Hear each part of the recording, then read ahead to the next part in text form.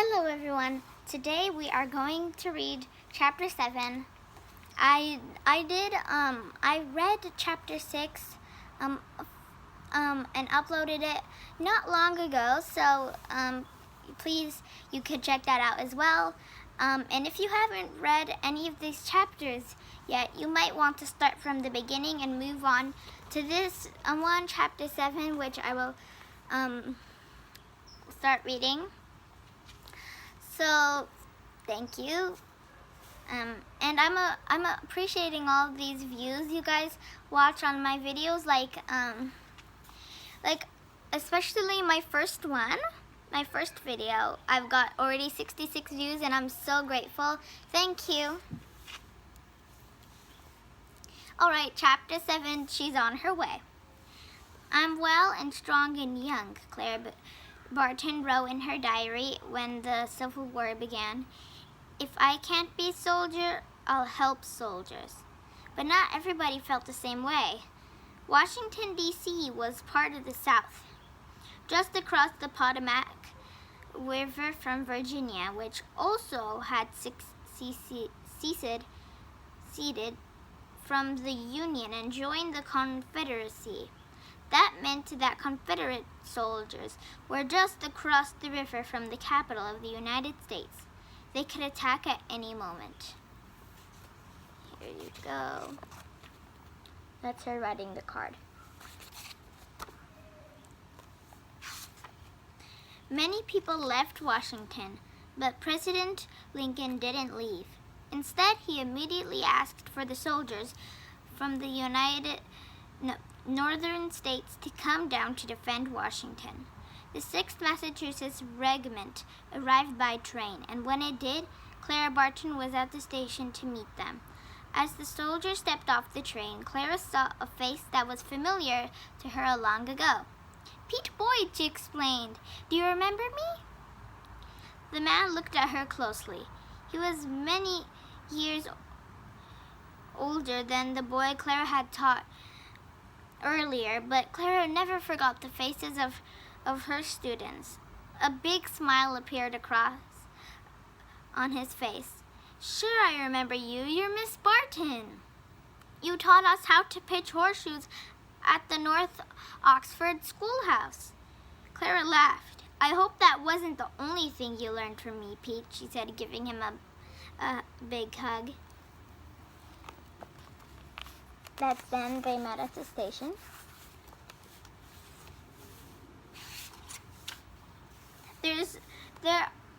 There are some others here you'll remember," he told her eagerly. "Hey men," he shouted, "look who's here. It's Miss Barton."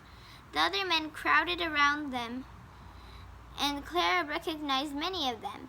They had been her pupils in Massachusetts, young boys she had taught how to read and write, now all grown up and ready to fight, maybe even die, for their country.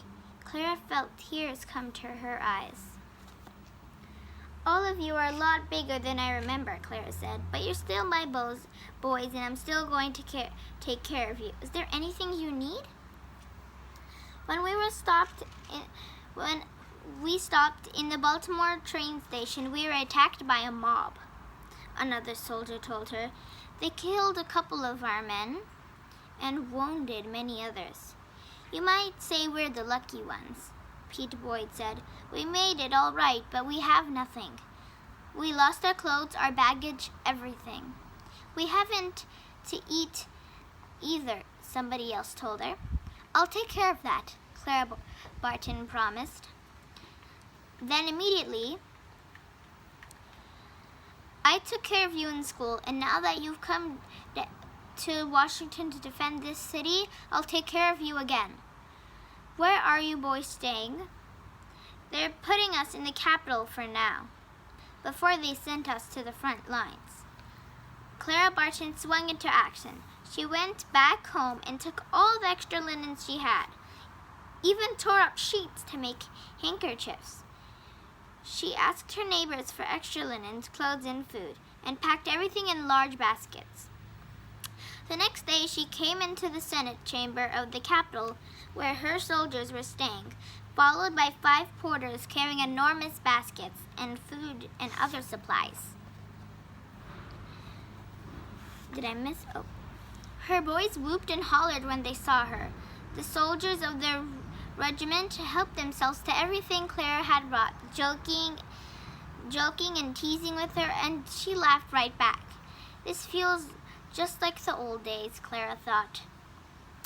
I brought one more thing, she told them, her eyes twinkling as they ate hungrily. I got a copy of our newspaper from our old town, the Worcester Spy. I thought you might want to know what's happening back home. The soldiers gave Clara a cheer. They carried her toward the front of the Senate chamber and placed her in a big chair reserved for the Vice President of the United States. Clara laughed, but she sat down. Then, in a loud, slow voice, she read the newspaper articles out loud to all the soldiers. They sat there and listened quietly as she read about the events back home, picnics, barbecues, weddings, and babies. That's her and all the other soldiers, not all of them, but her recognized pupils. And that's her in the, so much flies out today. And that's her in the the seat that was reserved for the Vice President. They thought of their girlfriends and wives they had left behind, their children and their parents.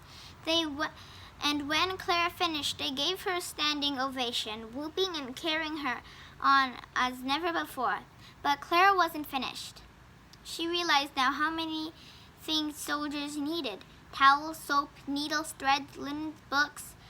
But not just her soldiers from Massachusetts, but all the Union soldiers from all over North would need help.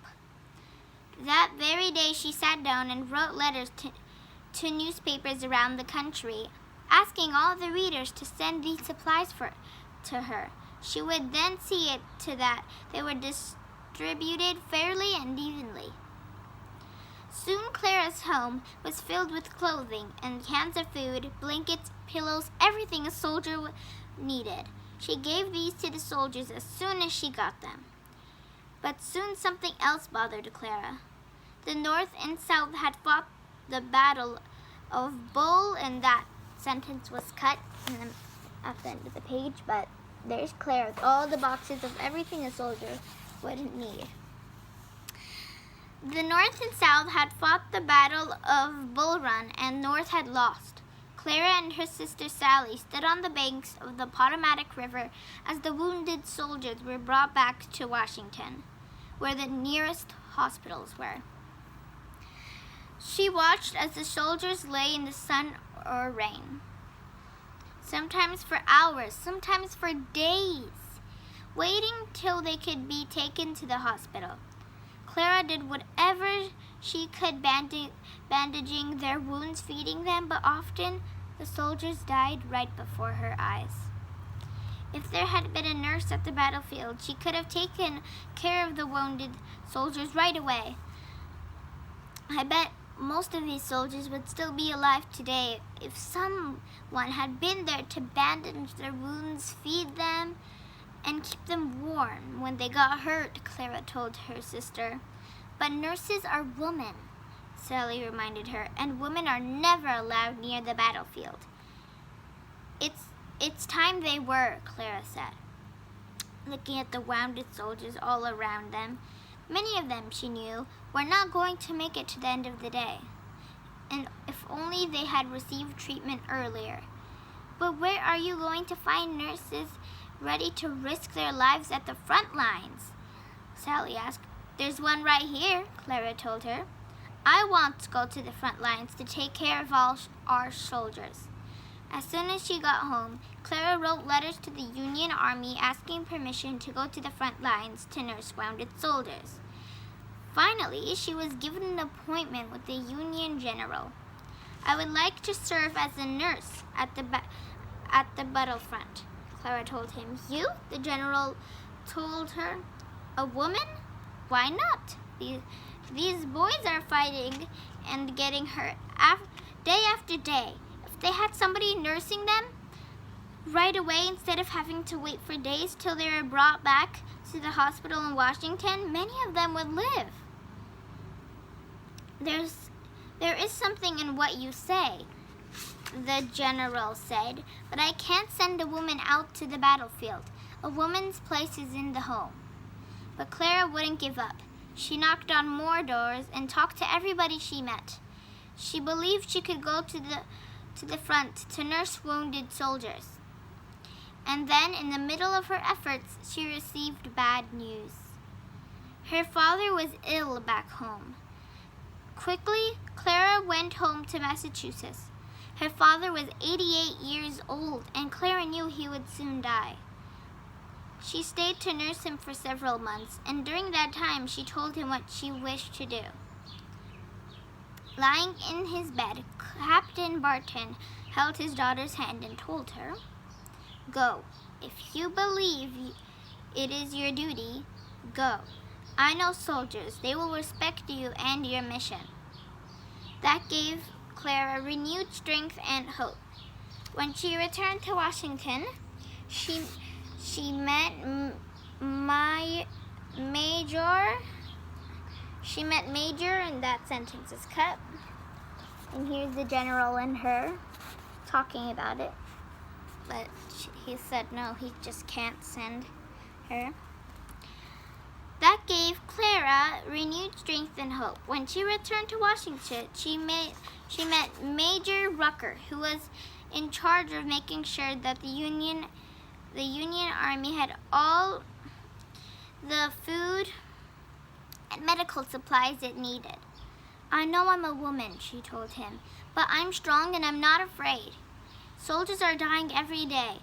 Soldiers who would still be alive if I were at their side. How many soldiers have to die before I will be permitted to serve my country in the best way I can?" "Not many more," Major Rucker told her. "You're a brave woman, Miss Barton. If you are prepared to go to the front lines and face enemy fire and hardship, that's what you should do." Clara returned home, overjoyed that evening when she visited her sister. She said, "Sally, I have the feeling that in just a short while I will finally be doing what I was destined to do. Do you remember that evening just before my birthday, the time you asked me what I was going to do when I grew up?" And that's the end of that page. And Major Rucker and Clara. "You said you wanted to be a soldier, and we all laughed," Sally said, smiling at that memory. "We didn't know how determined you could be. But don't forget, Clara, you were also a school teacher for many years, and a very good one." "I was," Clara agreed, "but I think I will be an even better nurse." "Aren't you afraid?" Sally asked her then. "Aren't you afraid of the enemy near big cannons and gunfire?" "No other American woman has ever gotten so close to the battle lines." Clara turned serious.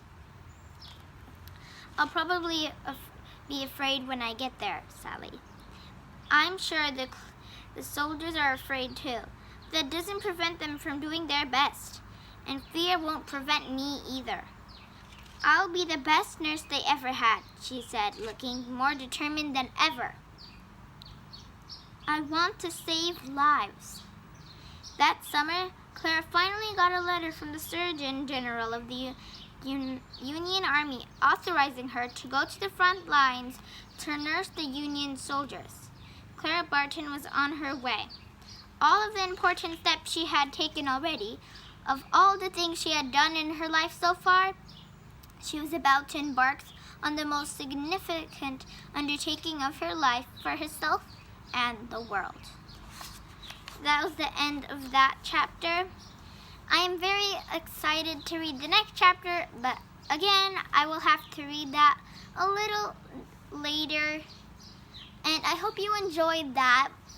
I hope you and if you like that, please, if you like this video, please like it, put a thumbs up, and subscribe to my channel. I would love that. Thank you for listening. I hope to see you next time on Learn and Grow with Audrey. Goodbye.